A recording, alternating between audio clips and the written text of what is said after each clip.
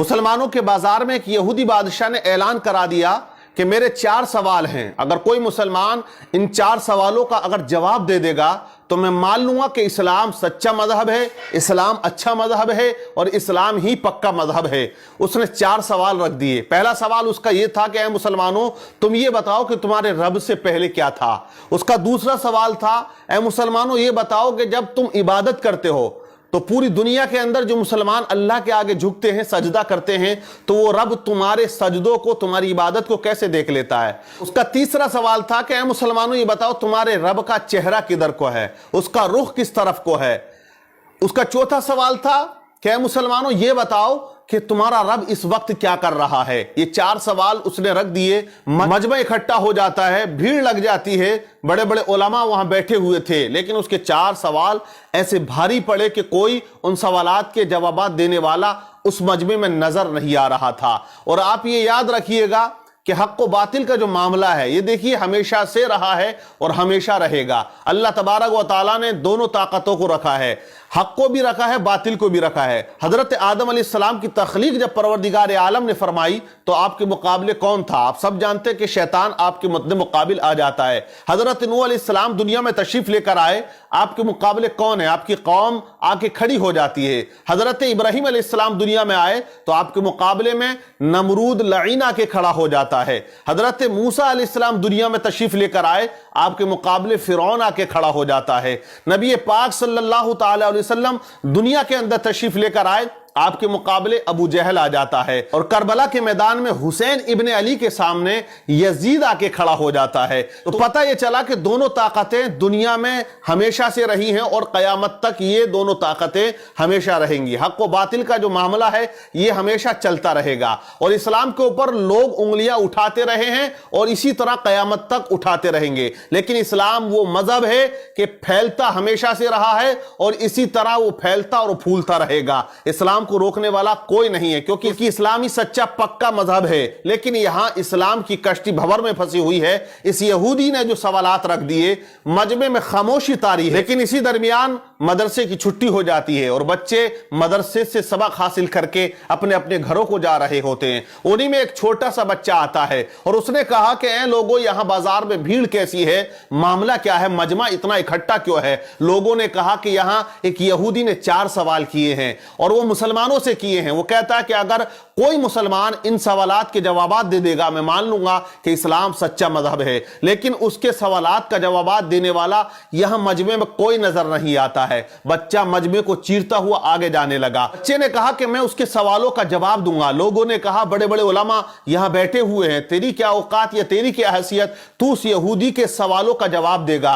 बच्चा मजमे को चीरता हुआ, मेहनत करता हुआ आगे जाता है और उसी यहूदी के सामने जाके खड़ा हो जाता है जो ऊंचे तख्त पर कुर्सी लगा के बैठा हुआ था।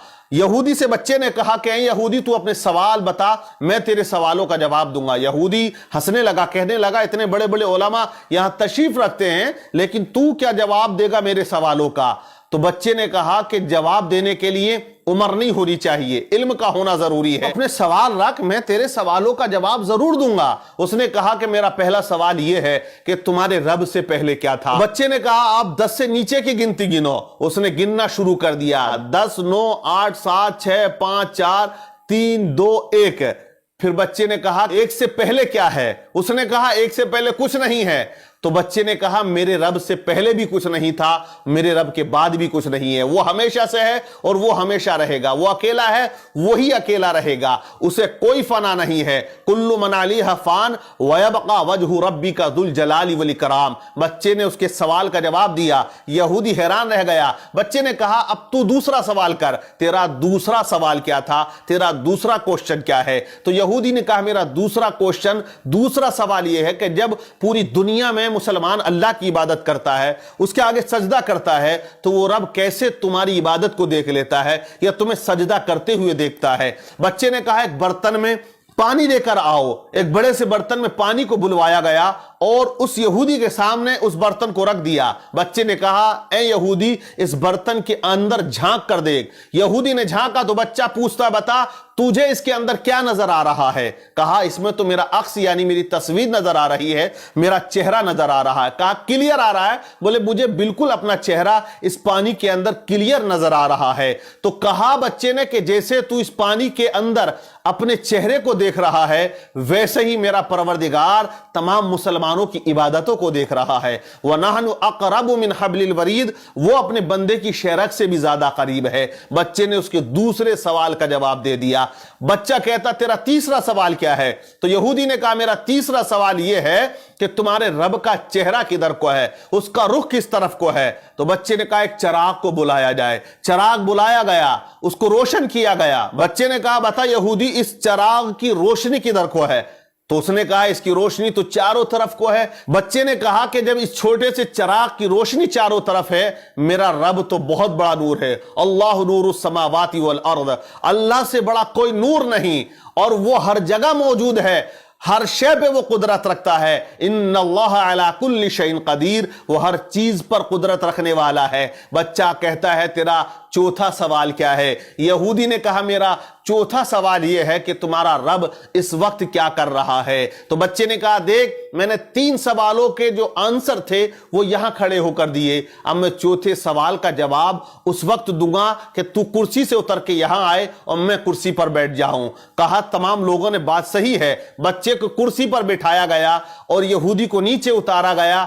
اب یہودی سوال کرتا ہے کہ اے بچہ بتا تمہارا رب اس وقت کیا کر رہا؟ تو بچے نے کہا کہ میرا رب اس وقت یہ کر رہا ہے کہ ایک بچے سے ایک یہودی کو ذلیل کر رہا ہے اور اسے کرسی سے اتار کر نیچے کھڑا کر رہا ہے اور مجھے وہ کرسی پر بٹھا رہا ہے۔ جب اس طرح بچے نے تمام سوالات کے جوابات دیے تو مجمع میں نعرہ تکبیر بلند ہو جاتا ہے۔ اور یہ بچہ کوئی عام بچہ نہیں تھا، بلکہ آگے چل کے یہی بچہ امام اعظم ابو حنیفہ رضی اللہ تعالی عنہ کے نام سے جانا اور پہچانا جاتا ہے، جو آج مسلمانوں کے